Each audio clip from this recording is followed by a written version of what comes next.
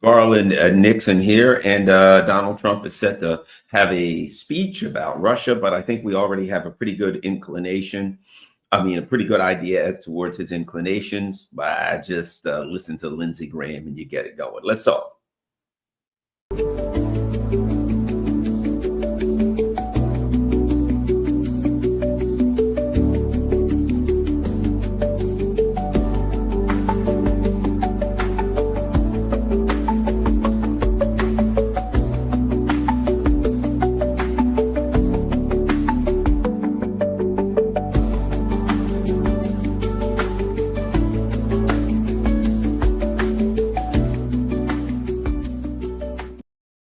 Hello, Garland Nixon here, and we're going to talk about good old Napoleon Trump. Oh man, Cy Slater says, "Not often I catch a live one." Thanks a lot, Cy Slater, for being on. All right, let's get rocking and rolling. So what's the latest update is? Well, let me start with the latest update. Let me give you that. The latest update on where Trump's coming from. We'll touch base on the breakingest of breaking news, right? So here we go. U.S. President Trump has threatened to impose severe tariffs of up to 100%. Okay, so that ain't 500% on Russia's trading partners. So that would be China. Been there. How that worked out, not so well. India, okay, and on and on and on. Japan gets a lot of their, keep in mind, one of the issues that Japan has, it is an island nation with little, if any, natural resources, and they are very, very dependent on a lot of other countries for natural resources. So Japan definitely gets a lot of Russian stuff. A lot of countries get stuff from Russia. The United States, we get most of our uranium from Russia. So I guess we got 100% tariffs on us. In fact, all of the tariffs are on us. None of the tariffs are on anyone else because we're the one that paid the tariffs. All right. It's like, I'm going to punch you, and then I take my fist and punch myself in the eye. Ouch, that hurt. I'm going to punch you again. Wham! Ooh, God darn it, that hurts. That's tariffs. Because keep in mind, when the item gets here, it's paid. Now you can talk about money being, how the additional cost is passed on to the consumer. Does the country that's of origin or the corporation of the origin eat some of that, whatever, but it's paid when it reaches here, when it hits here. So let's continue. Unless a deal is reached to end the Ukraine conflict within 50 days. Well, again, this is absurd. It is every time Trump says that, let's do the reality of it. It is a refusal to acknowledge the reality of the Ukraine conflict. It is a refusal to acknowledge that the United States is a belligerent in the conflict. It is a refusal to announce that the United States is losing and is facing a catastrophic loss when it comes to the conflict.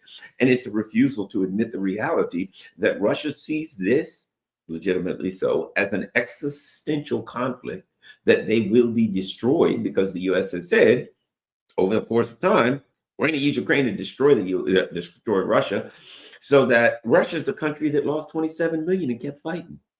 You think tariffs? Hey, we've got like 15,000 tariffs against them. Do you think another one, sanctions, another one's going to stop? If it's an existential thing, it's like you back me into the corner and I got to fight to defend myself, and you're like, I'm going to kill you. But perhaps we can bargain. And I'm like, you just said you were going to kill me. Yeah, I am. But maybe we can bargain on how long it takes me to kill you, how I kill you, where I kill you. Maybe I'll kill you somewhere. No, I'm going to keep fighting. I have no choice because you're trying to kill me. That's where Russia is. 50 days. Well, look, you can have it within 50 seconds. Russia's already said, we are not ever going to give you what you want, which is our total destruction. Sorry, you can't do that. See, let me say this. It is a refusal to admit that the U.S. does not have the capacity to force an ending on Russia that Russia doesn't want. We'll do this if you don't give us what we want. Russia says no. Okay, we'll do that if you don't capitulate. Russia says no. Well, we'll do this and that if you don't. No, Russia says no. Russia says the path to a deal is simple. It means you lose and we win. There's two ways we can get to that path. We can sit down and talk our way to that path. Or I can take this foot and put it square up your behind, and I can walk over you to that path. See, that's the reality. Russia is saying either we can negotiate to that path, or if you stand in my way, I'm gonna walk over to you to get. This is where I'm getting. You're between me and my goal. And either we talk about it and you get out of the way and I reach my goal, which is a catastrophic defeat for the US, or I'm going to kick your butt and take it, which is a catastrophic defeat for the US. And either way, you can't stop me from doing it. You are your little chumps in Europe. You guys can't stop me.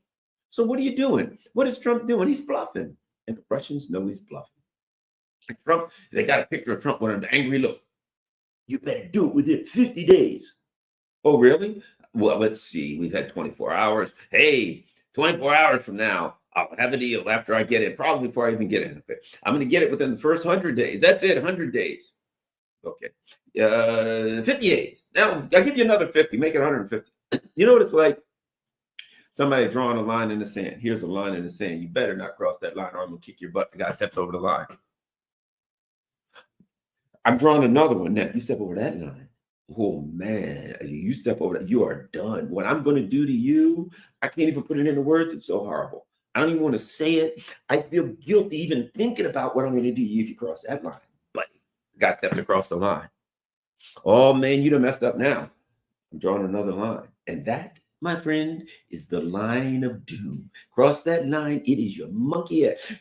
I'm telling you, it will be your demise. If you cross that line, oh man, I'm going to punch you. I'm going to hit you, kick you, bite you, scratch you. Terrible things are going to happen. I'm going to obliterate you. I'm going to pull your guts out and shove them down your throat if you cross that line. The guy steps across the line. At one point, do you realize that you're in the business of drawing lines, not fighting? Well, here's what I'm going to do. I'm going to draw another line and threaten you. If you cross that line, I'm going to draw another one and threaten you if you cross that line. So what, here's the consequences of it. The consequences, you're drawing a line in the sand. And here's what I know. If I cross that line, the consequences for me is that you're going to draw another line. I can live with that. Because you know what? Because the consequences of not crossing that line are greater than crossing it. Russia's perspective is this: whatever you threaten me with, I mean, and this is what it comes down to. And as a person who once had a little bit of training, and not a lot, but a little bit of training in hostage negotiations, period, you got two options. I'm giving you an option. You got your own, make up your own options.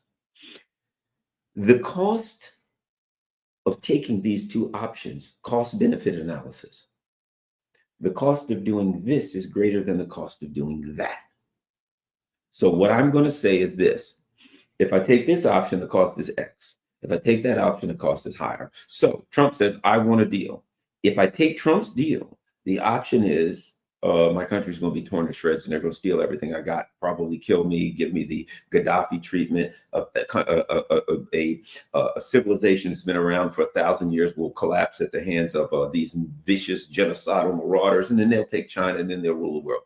That's what the first one. But I'm already winning. So if I don't take your deal, Trump, I win the war. You know, your deal ain't looking so good. Trump issued a warning on Monday during a meeting with NATO Secretary General Mark Rutte in the Oval Office. This is the prep. This is the setup for tonight. So that's what they're doing. They're leaking some things to set themselves up for tonight's to let people know what they're going to do. I think one of the things that they realized was this. Everybody's like, oh, Trump. And I'll tell you exactly why they did this. Remember, Trump is a big money guy and his friends are big money people, right? Let me tell you exactly why they did this. The reason they did this is because the markets are starting to go, holy shit. See, the markets are now saying, uh-oh, it's Monday. The markets are now saying, oh my God, Trump's going to do this 500% on India and China and this and that and all these countries. So the markets are starting to react already with horror. The markets are like, sell, sell, sell, sell, sell, drop, do this, do that, get rid of that, do that. The numbers, I guarantee you, the numbers are starting to turn inside out, or they predicted that they're going to turn inside out. And Trump knows, oh crap, I can't do this 500%. So what does he do? He signals that he's not going to do the 500%. That's all he's done. He signaled that he's not going to do the 500%. And signaling that he's not going to do the 500% by saying, if you do this, don't do this within 50 days, we could do 100%. So he's signaling out. Everybody's like, he's going to do 500%. The markets are reacting. The bond markets are reacting. Everything's reacting. People's pulling money. People are running, right? Scurrying about like mice. And the Capitol's fleeing. Ah, get me out of here. And Trump's like, holy crap. And I tell you what happened. They're like, Trump, you better do something. By the time we get to this evening, it might be too late. We have big problems in these markets. And Trump's like, okay, I know how to do it. Hey, look, here's what we're going to do. If they don't give us what we want within 50 days, we might do 100%, but maybe not. So that's to cool the markets, to calm the markets, because he's already screwed. We're very, very unhappy, and I am with Russia. Well, perhaps you shouldn't have started a war with them. But anyway, yeah, we're very unhappy that we're losing a war to them. And we're going to be doing very severe tariffs if we don't have a deal in 50 days. Well, you're going to be doing very severe tariffs because you ain't getting a deal in 50 days. Russia has told you. You know what's going to happen? They're going to go back to Russia every so often, every so many weeks. Hey, Russia, we got a question. Yeah. 30-day ceasefire? No. All right. We'll be back in 2 weeks. Hey, Vladimir Putin, how's it been? Yeah. What's happening, bro? Nah, not a whole lot. Just sitting there eating some borscht and taking a shot of vodka. Same here. Hey, look. Just wondering out of curiosity, could we possibly get a 60-day ceasefire? Nah, yet. Okay, bye. That's all you're going to do every couple of weeks. Can we possibly get a ceasefire? You possibly can't. You know what? At this point, Putin can have a recording. Hello, this is Vladimir Putin. Putin. You can't get a ceasefire. The answer is yet. And every time Trump, just like if you've ever been like in the, DJing or anything like that, where you can set up these little things where you push a button and it'll do this, or push a button and you get certain background effects where he just has the button. Hey, Trump on the line. All righty. Bring my little iPad. All righty. Hey, can I get a ceasefire deal? Bam. Yeah. All right. Have a nice day. We'll be back in a month. Yeah, of course you will. If there's anything left of Ukraine. Trump blamed his predecessor Joe Biden for dragging Washington into the conflict, saying the U.S. had spent approximately $350 billion on aid for Ukraine, and Trump's about to spend more. He knows. Trump, here's one of the things. One of the things that Trump is saying is we're going to steal the Russians' money. Here's what we're going to do. We're going to steal the Russians' money, and we're going to use that to fund this thing, right? We're going to steal Russians' money. We're going to use that to fund this thing. And we'll steal like $5 billion from the Russians, which is not wise. Again, another thing, not wise. And I'll tell you why it's not wise, as if you didn't already know. Because if you are the sultan of whatever the crap, you're from a country, you're wherever, and you got a bunch of money in the U.S., you got a bunch of money in the Bank of England or wherever in Germany, you better get your money the hell out. You better get your money out yesterday. I suspect when Trump does this, capital shall flee. I don't care where you take it. You got to get it the hell out of here. You got to put it in renminbi, whatever the hell that is. You got to put it in renminbi. You got to put it in rubles, which is very strong and secure, and the Russians ain't going to steal your money. You got to do something. I'm an American, and I'm like, how the hell can I get my money out of these freaking dollars? I'm thinking that. Aren't you? Geez, what the hell can I buy? Gold, copper, anything. Buy an old 57 Chevy. It don't matter. I need to buy something because these dollars ain't going to be around very, very long in a healthy way, right? You got to buy something solid because these dollars are going to be worthless. And when Trump comes out and says, oh, by the by, we're stealing Russia's money, a whole lot of very rich. Would you keep your sovereign wealth fund in New York? Would you keep it in London? Knowing that, what do you got in your sovereign wealth fund? Oh, we got $700 billion, really. And what do you think if old Trumpy and Merz and Adolf Merz and Keir Starmer, what do you think they're going to do if they get pissed? They're going to steal every damn dime of it. Same with you. Never forget what happened to the Canadian truckers. Never forget that. That was a sign of what's to come for you and me at some point. Hey, you're watching Garland Nixon there on the internet a lot, aren't you? Yeah. He's saying subversive things, isn't he? Well, as a matter of fact, he is. Yeah, exactly as I thought. Nice bank account you got there. We're taking it. By the way, what else you been watching? The Durant? Oh, that's horrible. How about Judge Knapp? Yeah, I love Judge Knapp. Oh, I thought you did. Guess what's happening, pal? Your money's ours. We got to use it to buy weapons for Kiev. You got Nazis goose stepping around and they're wearing their boots out. They're doing so much goose stepping, they got holes in their boots. Sorry, we got to buy new boots for the goose steppers. And guess who's paying for it, pal? You're already paying for it. You might as well pay for the rest, right? Let's continue to look, and I will read. Trump blamed his predecessor, Joe Biden, for dragging Washington into the conflict, saying the U.S. had spent approximately $350 billion on aid for Ukraine. Well, it was $300 billion before Trump when you came in. Where'd the other 50 come from? Huh? Joe Biden there too? Hey, they spent $350 billion. All right, you've been here 6 months. All right, $350 billion. Wait a minute, that's $50 billion. That's $100 billion. It was Trump. Either your numbers ain't right, or you're up to no good. And I suspect there's some combination of the two. The U.S. president also mentioned a congressional bill that would impose tougher sanctions on Russia, saying, I'm not sure we need it, but it's a good thing they're doing it. Could be very useful. A Senate vote is expected next week. So Trump now is backing away from that bill. 2 reasons. MAGA's like, what the hell have we done? You friggin' Epstein-loving, Netanyahu, Zionist puppet son of a bitch. What have we done? We've been had. We got Donald W. Bush, Biden, Obama, Trump, and Yahoo. That's what we got. You know what? Let's go with that for the president now. Donald W. Bush, Biden, Obama, Trump, and Yahoo. That's who the president is. That guy that ran, who had the a French fry cook outfit on, that guy who ran, who had a yellow vest on, and he was riding a garbage truck. You know what that was?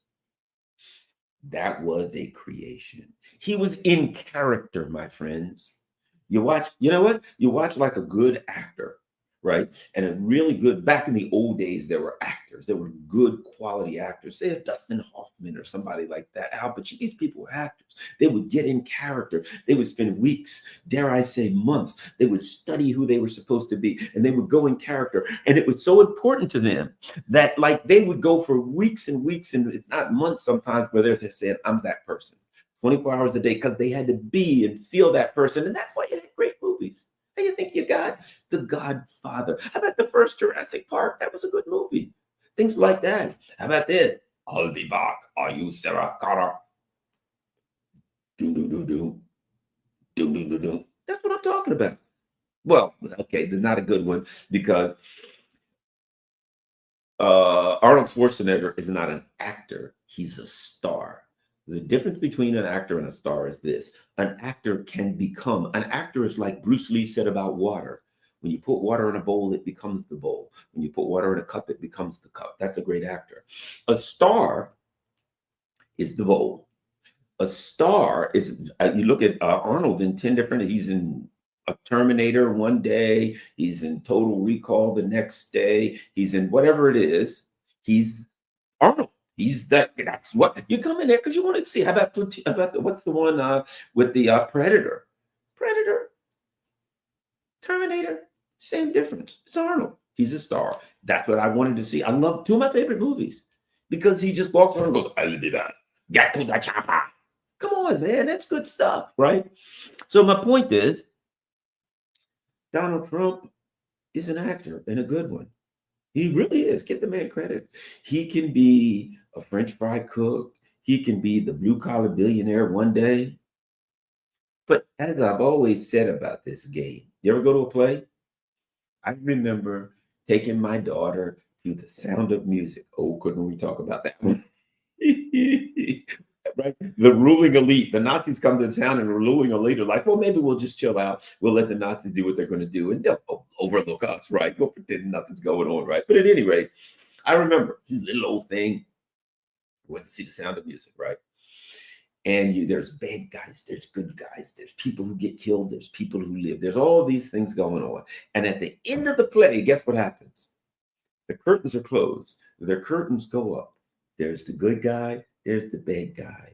There's the Nazi. There's the person who's saying, there's whatever, it's in the play. There's the elf. There's the fairy. There's the guy that was killed in Act 1. There's the guy that killed him in Act 1. And they're all holding hands. The guy that killed this guy, they're holding hands.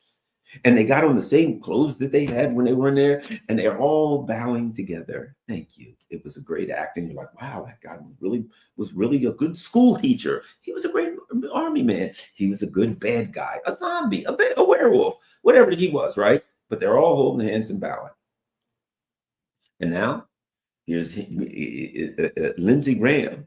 Here's Trump, all holding hands. Here's John Bolton. Here's Hillary Clinton. Here's Netanyahu. They're all holding hands and they're all bowing. And you paid to get in the front door. You paid to get in the front door. And now you're like, I thought it was real. I didn't know it was a play. Well, you know what? Old George, what's his name, told you a long time. Carlin, what did he say? It's a big show. It's a big, game or whatever the case it is. And you ain't in it. You ain't in it. And so when you voted, you thought you were voting for something. You were voting as an exercise to make you feel good.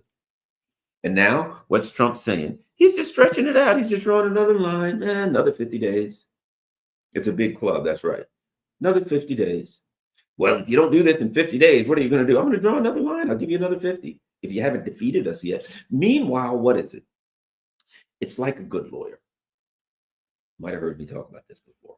I'm not a good lawyer, even a bad lawyer. Any lawyer is going to do this. The court sends you something and they say you must respond within 60 days. You know when a lawyer is going to respond? 59 and a half days. Why? Because it's like, we don't have a plan. Anything could happen.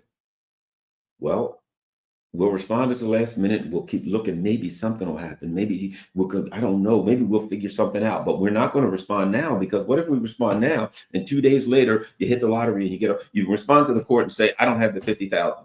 2 days later you hit the lottery, 50,000 falls into your hand. You can now respond to the court and say, I'll pay that money. You don't have to take my house, whatever it may be, right? So you're always going to respond at the last minute. You're just doing it to buy time. It's like when you talk to somebody. How about this as an investigator? Another investigative tool I shall give you that will make my point. Some guy gives me an excuse. Where were you? Perpetrator. And the guy says, I ain't a perpetrator. I'm being facetious. And I say to the guy, you went to the movies at 4:30, did you? Yeah. What time did you get out? 6:30. Did you see that big accident in front of the movies at 6:30? That terrible accident? And the guy now, he's screwed. I put him in a conundrum, created a conundrum. The guy has a problem. Why? Because he has to say, if Detective Nixon made that up, and I say, yes, I saw the accident, then he'll say, there was no accident. So you weren't at the movies. Why are you lying to me, son? You're lying to me. Or maybe he won't tell me he knows that I'm lying. He'll hold it for later. Oh, okay. Next question. But what if there was an accident? And I say, there is no accident. Oops, then he'll know I'm lying. So now, as an investigator, I've created a problem for him. Unless he actually went to the movies and actually came out at that time. If he came out at that time, as soon as I said, did you see that accident? What are you telling me? Talking about? There was no accident. I came out of there. I saw this and that. I was in a blue car. I'll tell you one thing. Let me look. I got out. I came out of that movie at 6:35. I don't know when that accident was, but it was damn sure after, say, 6:40, because it took me 10 minutes to get out the lot. I saw no accident. That guy's probably telling you the truth, right? But am I looking for him to tell me about the accident? No. You know what I'm looking for? When I say, oh, got at 6:30, huh, bro? Yeah. Did you see that terrible accident right in front of the movies? Here's what I'm looking for. I'm looking for him to hesitate. Did you see that accident right in front of the movies? I'm looking for him to go, oh, because why? He needs time to think. He has to think to himself, what do I say? Which direction do I go? He hesitates. Did you see that accident? The guy that's telling me the truth, I say, did you see the accident? He said, I didn't see no accident. What the hell are you talking about? He don't hesitate. Or he may just go, accident. What time was it? I got out at 6:35. I didn't see no accident. He's confident, but he don't hesitate. He doesn't need to hesitate. If he does, it's a casual pause. It is a term that's used in literature as a pregnant pause. It's accident. We don't need no accident. We got guns. You know what I mean? Badges. We don't need no badges. We got guns, right? But I'm looking for hesitation. He needs time to think to come up with an answer because he's making it up. That 50 days is Trump needs time to think. That's my point. When people are they have a conundrum, they have a problem, they have an issue, they need time to think. A lot of times when you're dealing with people and you're trying to understand people, you're trying to analyze their statement, you're trying to analyze whether they're lying to you, when they're talking to you, what they're trying to accomplish, what they're doing. You don't at first focus on what they're saying. You focus on whether or not they pause and how they pause. Because a person who's lying, who's in a bad situation, who has multiple ways that he can, he may be in a jam if he answers a question wrong, or they're going to pause. They need time. And when Trump, and let me add this: if you watch Trump is, I'll put it like this: Trump is not as smart as the MAGA people try to think he is. He's some kind of a 3D chess genius. Nah, he's not. But he ain't stupid as people try to pretend that he is. So the worst thing you can do is underestimate your adversary. The number one rule of conflict. That guy standing in here, he's woofing. Kick your ass. I may size him up and say I could beat the crap out of that guy in seconds, but I might say, however, I'm going to assume that he is a 7th degree black belt in whatever. I'm going to assume that he has a knife. I'm going to assume that he has a gun. I'm going to assume that he has 10 people around him all waiting to join in the fight to beat me up. Why? Because that's the smart thing to do. If I overestimate him, then I'll try everything I can to avoid a fight with him. And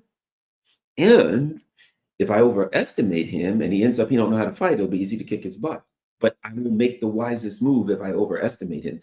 The number one rule of conflict is never underestimate your adversary. The number two rule of conflict is don't get in a conflict. Get the hell out of there. They can't hit you if you ain't there. How do I block that punch? Do I do a push block, this kind of block, that kind of block? You don't have to block a punch if you ain't there. If you see a problem, get the hell out of there. If you see people arguing around you, whatever, get out. The man or woman can't hit you. They can't shoot you. They can't stab you if you ain't present. As soon as you see problems, get the hell out. Here's my point. Trump is not stupid as people think he is. And what is Trump doing? He just gave himself another 50 days. What the hell is he going to do? He's got the swamp around him saying Trump is trying to go all in on Russia. 500%. Crap, if I do that, the economy's going to crash. MAGA's going to go bananas. Everybody will blame it on me. I'll lose a fortune. And the guys, my buddies around me will lose a fortune. That ain't what we're trying to do. So he's in a jam there. He understands. Trump don't think he's stupid. You make a mistake if you think he's stupid. He may be corrupt. He may have the morals of a jackal. He may be a Zionist puppet. All these things fair enough. He's a rich guy. He's a billionaire. Kind of comes with the turf. If you're a billionaire, what do you think? The other billionaires somehow, what? Bill Gates, he may be a pedophile and a psychotic puppet for Zionism, but he's got more. No, Trump is one. This is the club that he's in. Okay, but here's my point. So evaluate what he's doing without a judgment. If I evaluate what he's doing, Trump has now said 50 days. He's hoping and praying to God that something happens within the 50 days that gives him an out. Hey, if you don't do this, within 50 days, I'm kicking your ass. Let's see. There's talk that Trump's going to do JASSM missiles. There's also talked about this. He's going to do long-range missiles. Now, the JASSMs, there's a couple of things about them. That is, they're like all of these tools and weapons of war, there are variants, right? The latest upgrade, I think, has a 1,000 kilometer range. I think older upgrades have a 300 kilometer range. Big difference, big difference. They're air launched, F-16s launch them, which means this: if they got the 1,000-mile range and the F-16s launch them, that they really could be used in Ukraine, because they can probably launch far enough away from Russian anti-aircraft air defense that they would have a chance of getting them off.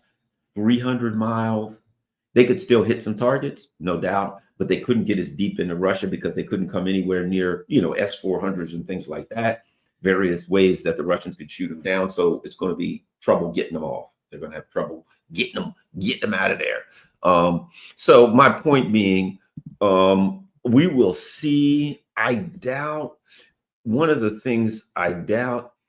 Hold on a second. Let me check one other thing here. I doubt that Trump is going to step. Okay, we're looking good. Just checking my stream, making sure everything's going well here because I'm at an undisclosed location in a bunker 800 feet below the surface. In a you notice the back, it's granite wall, and I'm here with various people. There's I think Dick Cheney's around the corner, or at least the bones of Dick Cheney, people like that. So I'm here at an undisclosed location, that secret bunker. Anyway, let us continue. So, is the question becomes this, and I think here's the issue: Trump is really backed into a corner.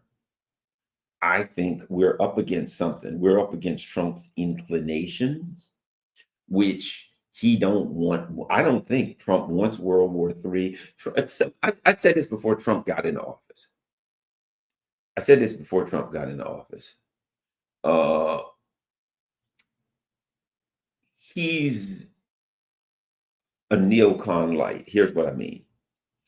Trump doesn't have any trouble going to war with Yemen or somebody he can kick around easy. He's a bully, and everybody knows the playground bully, right? The playground bully wants to beat up on the kids that are easy to beat up on. But the playground bully doesn't want to fight the kid his size because he might get his butt kicked. He doesn't want a butt kick, and he wants to take your lunch money. It's easier to take lunch money from kids who give it up. All you got to do is say give it up, or you can easily push them down and take it. That's Trump. But Trump don't want war with Russia or China because he knows we're going to, he knows that's not going to work out well for us. Trump doesn't want that. Not saying that the system don't want it, but Trump doesn't want that. Not saying that he might not be manipulated into it or cornered into it, but he don't want that. Trump wants to beat up on little countries. I suspect now Trump, in my opinion, remember, Garland Nixon doesn't say he's right about things. I just guesstimate as best I can based on the available data.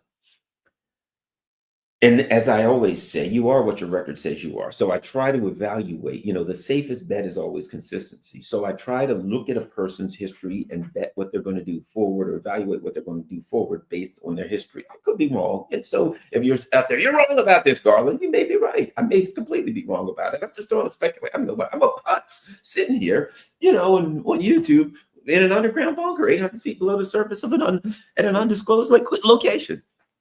But at any rate, so, I don't think Trump really wants war with Iran. Not that he may not get pushed into one. I don't think he wants it. The system is dying to attack Iran, but I don't think he wants it. I think Trump understands that a war with Iran unravels everything for him. I think he understands that a war with Russia unravels everything for everybody because we end up in a nuclear exchange. And I think Trump understands that, and he don't want that. And this is not to like Trump or not like Trump. I'm just trying to evaluate based on the things that he's done and said.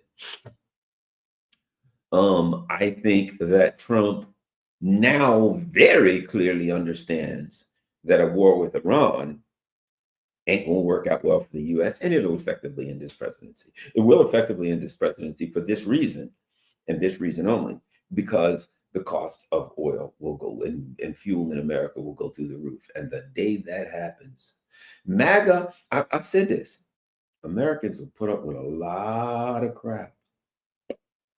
You mark my word on this. The one thing that will infuriate Americans, the one thing in this day and age, there ain't no way back from. Politically, there's no excuses. People won't listen to it, is if the price of gas goes through the roof.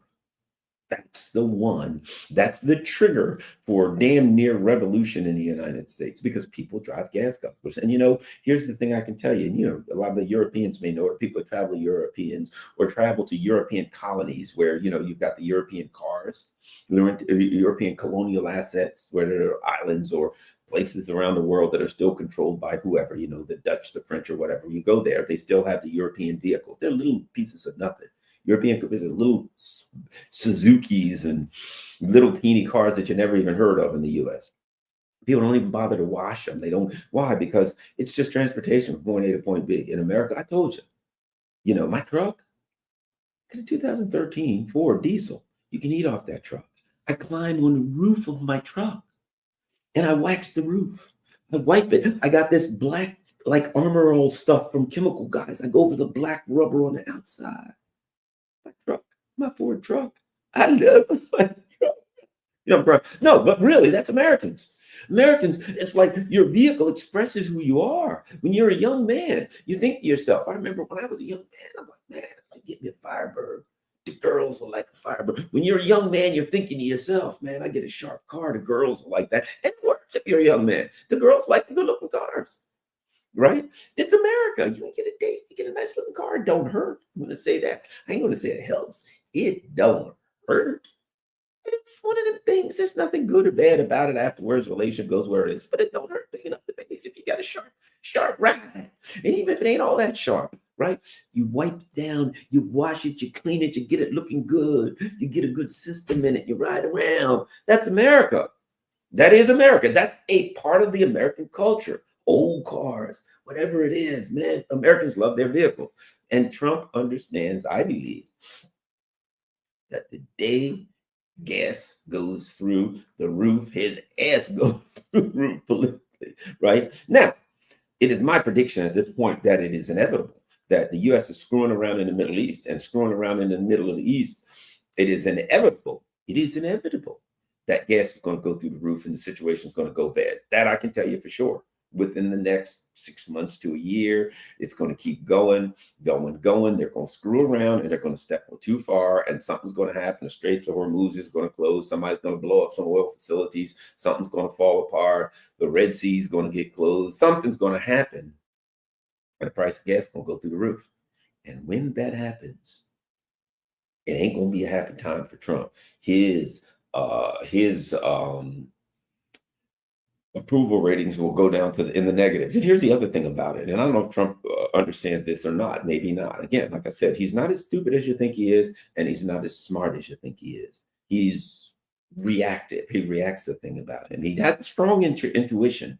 And the other thing, I don't think, to be quite frank, I don't think Trump is sharp as he was when he was younger. I think he's losing his fastball, as they say in baseball. I don't think he's I don't think he's in any way, shape, or form in Joe Biden territory. Well, he'll be soiling himself in the probably every day they took Joe Biden for a walk in the Rose Garden. They're like, why did they take him for a walk in the Rose Garden? Because he soils himself in the Rose Garden. You'll see somebody walking behind him with like a little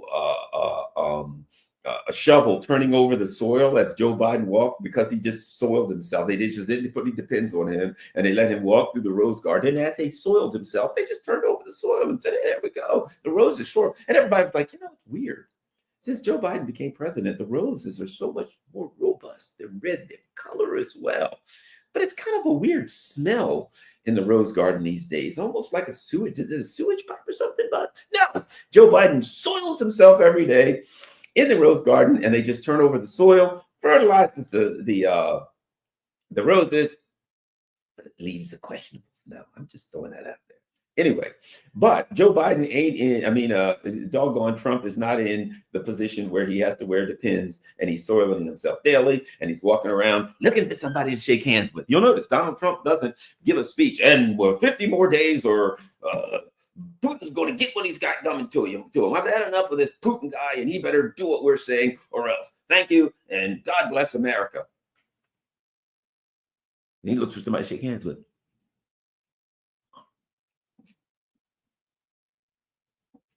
Joe Biden, he doesn't do me, who, what, hey, that, huh, yeah.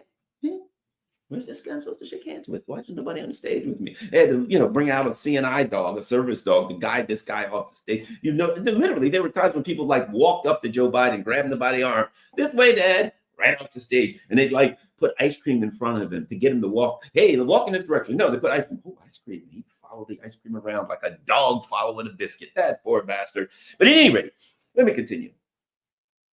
But bottom line is this. Trump is trying to avoid catastrophe. You know what? Let's just sum it up there. Donald Trump and his inner circle is trying to avoid catastrophe. And you got the likes of Lindsey Graham's and the whole Lindsey Graham represents the system. The system has no thoughts about avoiding catastrophe. The system in and of itself is catastrophic, where everything that they're doing screams catastrophe. Trump and his inner circle are trying to avoid catastrophe for one reason and one reason only. Well, that ain't the only reason, but here's the particular reason: because they'll be blamed for it and they know it. They know it. Trump knows good and damn well that he will be blamed for catastrophe. He knows that we're on the edge of catastrophe. He knows that he's flirting with catastrophe. And as we have, talked, I'm not going to get back into the Epstein files again, but here's what I'll say. I ain't going to say that Trump is compromised. I'm not going to say that because I don't know it beyond a reasonable doubt to a moral certainty, and it would be irresponsible of me to say I know that Trump's compromised. But I will say this. At times, Trump acts like a person. It acts in ways that you would expect a person to act if they were compromised. Okay? That's the way I used to put it in investigations. I'm not going to say that guy's guilty. I never know for sure. But what I'm saying is, he acts like I would expect the person to act if they were guilty. So I ain't saying Trump's compromised somewhere, even though I think the odds probably are overwhelming that you can't get in that position without forget Trump. You can't get there without being compromised. You can't get in that position. You can't become a billionaire. You can't become a powerful politician without being compromised. I believe that. But I'm just going to say this. Maybe he ain't, I don't know. But he sure acts like a person would act. I'll tell you, I like to tell stories. And here's the fact, things of my life, because I was in a position of notoriety and I had people, I've been in positions of notoriety and I've had offers. I once had a guy, and I'll tell you his name. If I can remember it, I think I had lost my fastball. His name was Len Moodispah. Len Moodispah, Moodispah or PAW. He owned the Essex Corporation. At the time, when I thought the ACLU was actually a real organization, I was on the board of directors, the national board of directors for the ACLU. Len Moodispah was a big donor. And we had our 30th anniversary. It was 2006-ish, somewhere around there.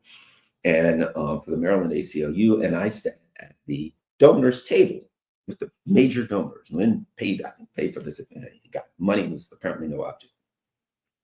I talked with Len about politics. And at the time, as I said, I had a nice haircut, I had a nice suit on, I played the part well, right? We talked politics, and Len and I just we sat there, had a couple drinks, talked, and he and I just hit it off well, right?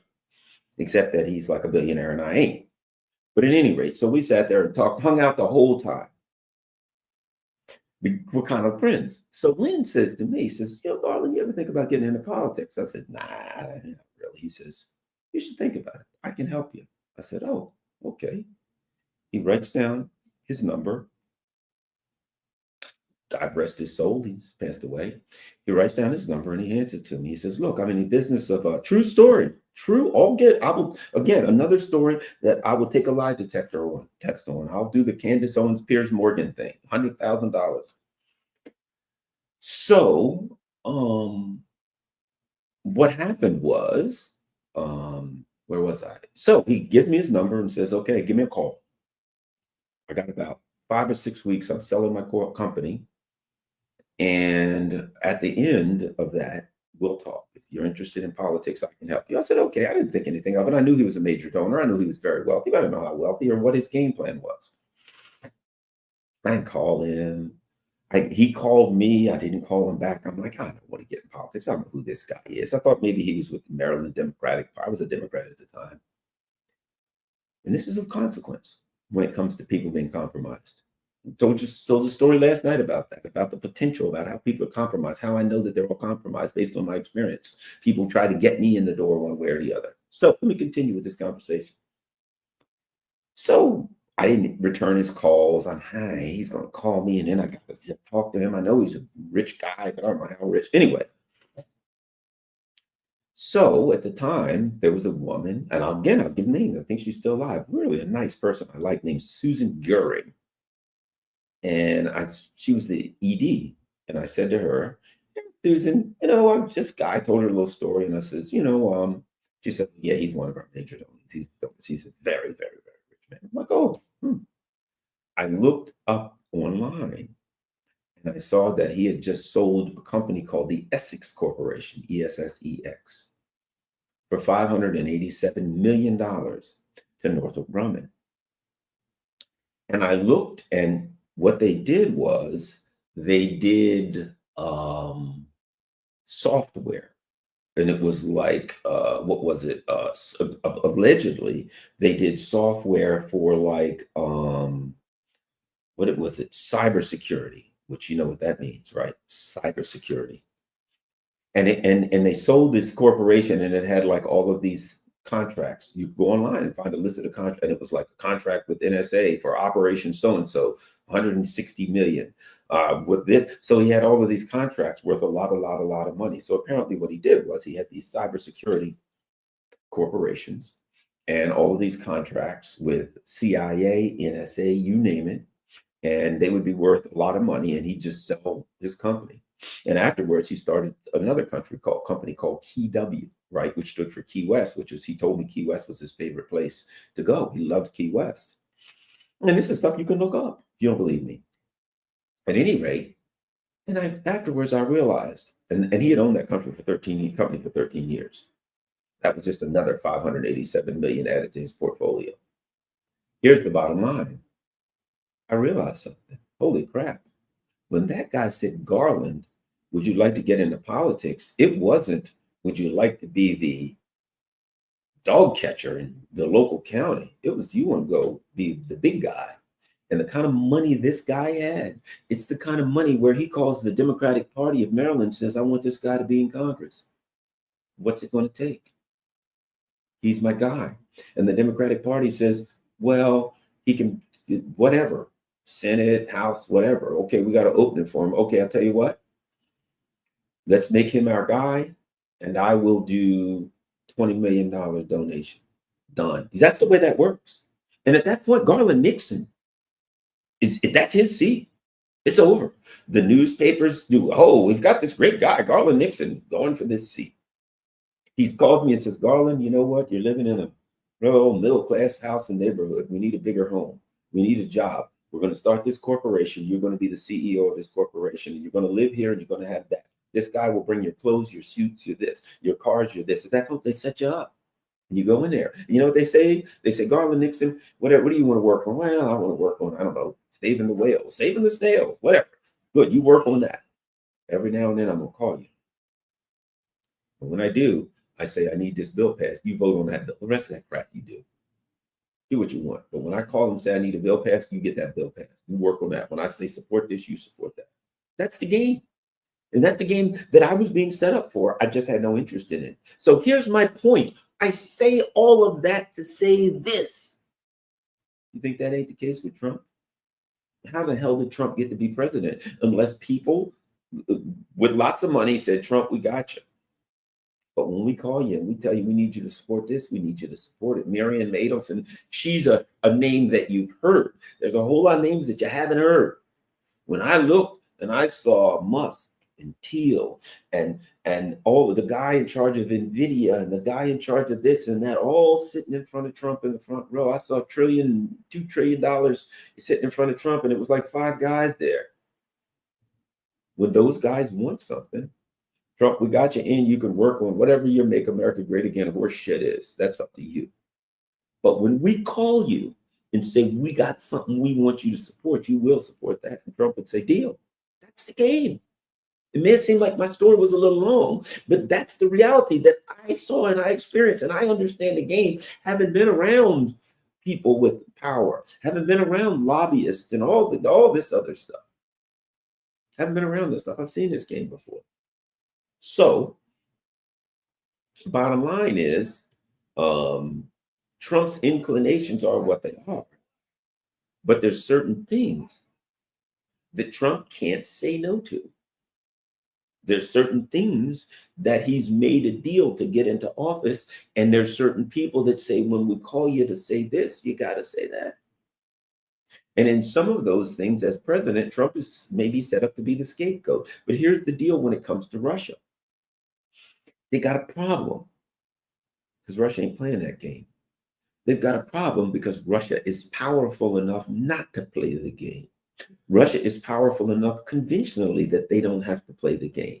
Russia is powerful enough economically that they don't have to play the game. Russia is powerful enough with their nuclear deterrent that they don't have to play the game. So Trump is trying to force Russia to play a game that Russia has neither the desire nor the inclination to play, and has the ability to say, we don't play that. And what Russia and China and Iran are saying is, that dog don't hunt here no more. We ain't playing that game. We're not doing it. We're not doing it. Xi and Kim Jong and Pezeshkian and Khomeini and Putin, they weren't on the Lolita Express, dude. They never went to the island, which I might add, the island was a great movie. Oh God, that was a good movie. Wasn't that what's her name? Scarlett Johansson, I think. Yeah, but you get my point. Hey, she looked great. Scarlett Johansson, it's a great movie, The Island. Anyway, but none of them went to the island. I saw that island one time. I was in St. John's, and the guy pointed. He says, "You see that island out there?" I said, "Yeah." He goes, "That's the island." I'm like, "You mean Ghislaine Maxwell, Lolita Express?" Right there, Epstein Island. I saw it with my own stinking eyes. And I'm like, why is it that Epstein Island, we got the British Virgin Islands, US Virgin Islands, there's Epstein Island. That's interesting. It's almost like MI6 and CIA. And the CIA were like, hey, let's put it in a place where we're close together so we can just ship our people over there and go ahead and compromise them. Anyway, so what we're looking at is, as we get out, what we're looking at is a situation where I think Trump is he's pushed into a position, whether he wants to be or not. I can't tell you that. He may be fine with it. He may not. My opinion is he ain't got but so much sovereignty power anyway. But now it is, you have to crack down on Russia. I think Trump's he said 50 days. We'll see if that remains 50 days between the morning and night. He's trying to crack down on Russia. He's trying to avoid a catastrophic economic crash, which we are close to. I think he's losing friends rapidly with these tariffs. He ain't making no friends. I think that Russia's just going to keep doing what they're doing, and we can't force them to do otherwise. And Russia understands. They're just going to keep playing their game. And Russia's like this. We're going to keep doing what we're doing. What? Russia doesn't have to respond. They have no need to respond. China made it clear recently. They said that we can't let Russia lose. In other words, Russia ain't going to lose. But China said that to make a point. China already knows Russia ain't going to lose, but they said, we can't let Russia lose. We can't let that happen. Apparently, Wang Yi said that to the EU, but it was a message to the EU. It was a message to the EU. And the message to the EU was, don't push us. That was the message. We said, we can't let Russia lose. The message to the EU was clear. Don't push us. The message to the EU is, we have priorities here. This is of national security importance to us. And if you push us to make a decision, you ain't going to like the decision. That's all the message was. I think Iran is being strengthened defensively. I think what Trump wants to do is to try to, since he's a full Zionist, I think he wants to lean into the Netanyahu. I think Trump wants to lean into the Middle East, but I think Trump is horrified that leaning into the Middle East could put the price of gas through the roof and obliterate two things. Number one, it would immediately obliterate any hope he has of getting support from MAGA, I think it would immediately light up our economy. Our economy. Did you see what happened with Amazon? Amazon did like 3-day Prime, and they moved it to 4 days. And guess what? 44% less money spent. I think that's a signal that our economy is in trouble, and that all of these overseas ventures are scaring the bejesus out of people. People are like, "Oh my God, I don't know what's going on. I better hold on to my money." I think these people are trying to start a war. So our um, foreign policy adventures are hurting the economy, which is always already doing bad. And I'll say this last thing I'll say about Trump, and that is this: I don't know if Trump knows this or not. Got started on it earlier, but here's the deal. If Trump gets weaker, the Lindsey Grahams and the people that are running around golfing with Trump saying we love Donald Trump and skinning and grit. Hi, Donald Trump. Oh, yeah, I think he's going to do the right thing when it comes to Russia and Putin. He's going to go after Putin. Okay, Lindsey Graham is all teeth grinning. I think that what Trump understands is that maybe he don't. I don't know. But I'll give you the reality. They're snakes. There's no honor amongst thieves. And if they ever see Trump weak, they'll take him out. They'll crush him. Lindsey Graham et al. Ever wakes up one day and they see that MAGA has abandoned Trump, they will eviscerate Trump. The second they see Trump weak, they'll go take him down. That's all they're waiting for. And his boys, J.D. Vance is Peter Thiel's boy, not Trump's. And it would not surprise me if Trump gets weak, if J.D. Vance doesn't join in and do a LBJ. Come on, everybody knows LBJ was involved in the JFK assassination. Why do you think it was in Texas? Where was he from again? Texas. The guy that owned the whole repository, whatever hell it was one of LBJ's buddies. Come on. It was all orchestrated in Texas because LBJ was a very powerful Texas man, and he helped orchestrate it. That's what happened in Texas. Be wary. Keep your friends close and your enemies closer. Well, guess what? I think if Trump gets weak, that may be why J.D. Vance is there. He is there so that the day Trump gets weak, et tu, Brutus, beware the Ides of March. Thanks a lot, everybody. Let me look and see. Are there any no super chats today, which is fine. Oh, wait a minute. I saw something. I saw one super chat or something. I saw yellow. Oh, here we go. You ready? Nyet means nyet, and that is according to. See, I got this. Oh God, I can't see this thing in this little teeny screen. Money Penny. Oh wow, Money Penny. Money Penny says nyet means nyet. Thank you, Money Penny. Wow, we got a James Bond reference going on here. Anybody else? Any super chats? Anything? I see nothing. I know nothing. All right. Thanks a lot, everybody. I'm going to make a move here. I certainly appreciate everybody doing, helping me out, all that kind of stuff. I have. Oh, there we go. All right. We'll see what happens. I think that hopefully I'll be back on either later on tonight after the whole Trump speech or tomorrow. I think I covered a lot of this stuff anyway. I think I covered it anyway. I think this will work. This will be evergreen. I think it'll, even after the Trump speech, you can watch this and it'll make sense. But here's what I have to say. Number one, follow me on Rumble and Rockfin and all that stuff, and Telegram, Facebook, Snakesbook, all that crap. I also say if you can afford it,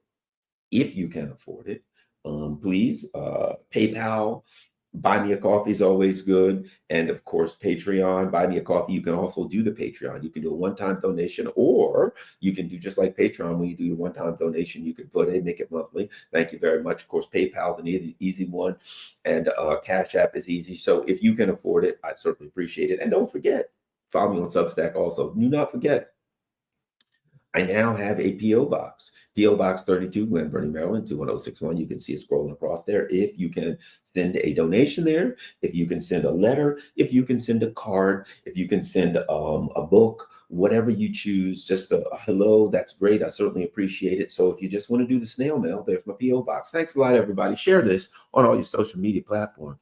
I'm out.